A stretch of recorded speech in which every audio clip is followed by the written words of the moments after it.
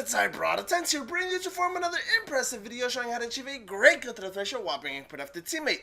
What's going on, YouTube? It's Mike here, and this video is actually going to be going up not only on my channel, but it will be going up on COD Carnage's.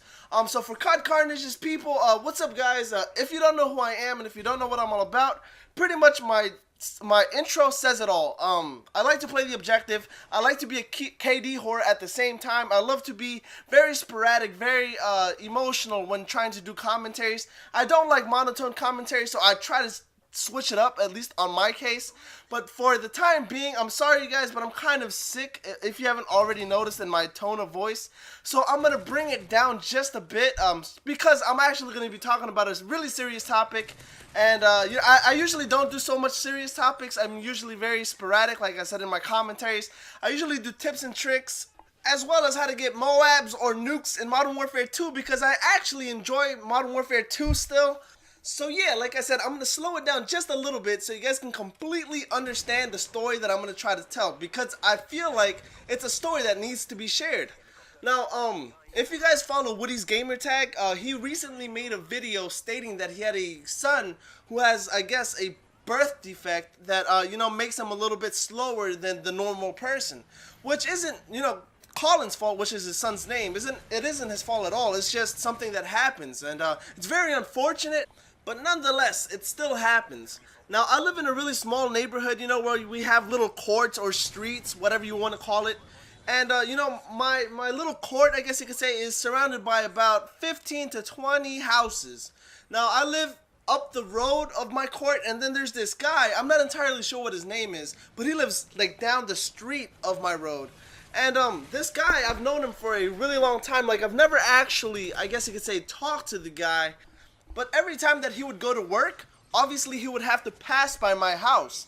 Now, from the second that you look at Bob, you'll notice that he walks in a really funny manner.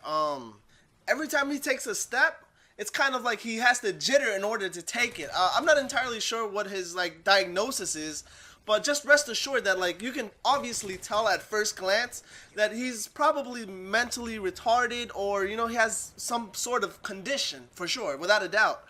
Anyways, like I said, I've known this guy for a really long time. Like, I'm 21 and I moved to this house maybe 7 years ago. And ever since that time, I've known him. Like, he's always had the same job. He's worked at Target. For those who don't know what a Target is, it's a retail store where they sell, clothes and sometimes maybe food. And I know that he's worked at Target not because, I've seen him working there, but because he has the red shirt that Target members wear, and he obviously has the name tag as well. Now, this guy, he doesn't have, a car, or I'm pretty sure he wouldn't be able to drive a car simply because, like I said, his body's very, unstable. It's very jittery. So I'm assuming that when he were to press a gas pedal, it would become pretty much impossible to actually control the car for a long period of time. So instead of driving every day to work, he has hopped on the bus for the last 7 years to go to the same job. And that to me is a really eye-opening, not experience, but it's a very humbling. And it's weird because I don't have these, heldbacks, I don't have any kind of mental incapabilities or whatever. And, but I don't have a job as of right now. I don't have a job. I actually work as a foreman at a golf course. I mow grass. Yes, I know it's very stereotypical. A Spanish guy mowing grass, I know. But, I don't work at a golf course anymore. Not because I got fired, but because I got laid off. Simply because, nobody plays golf in the snow.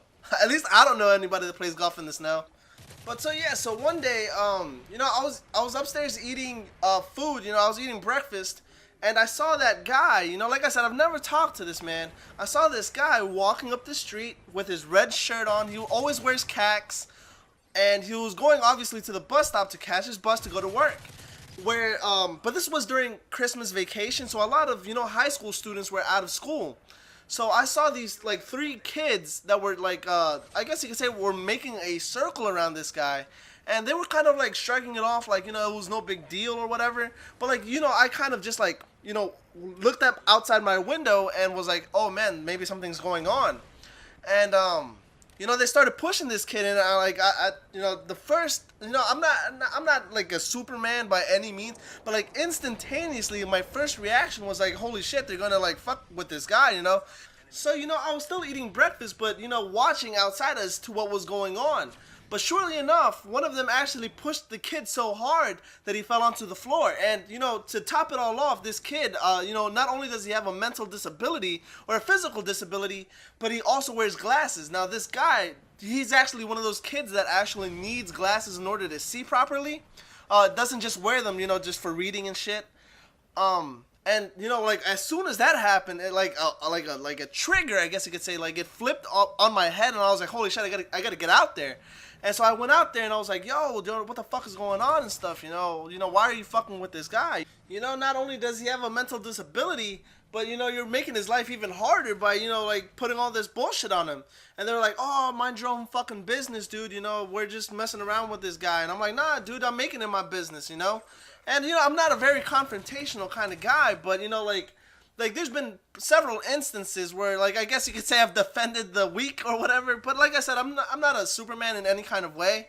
I just thought this would be an interesting story to share.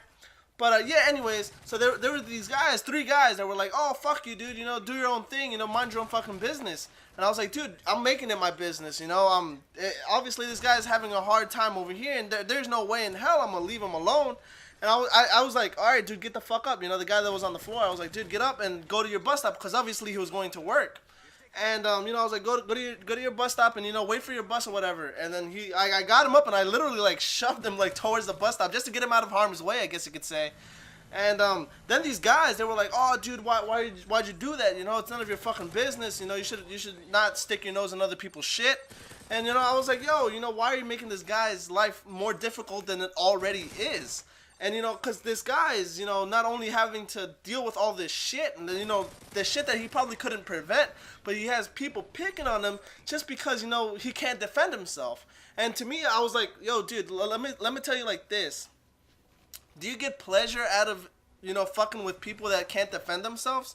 And he was like, no, it's not like that, man. And, it was just funny and shit. I was like, well, I didn't see him laughing. I didn't see him enjoying himself. And he was like, oh, well, I mean, obviously he's not going to enjoy himself. I'm like, why? Because you're bullying him? And he was like, oh, I'm not a bully. I was like, try bullying me.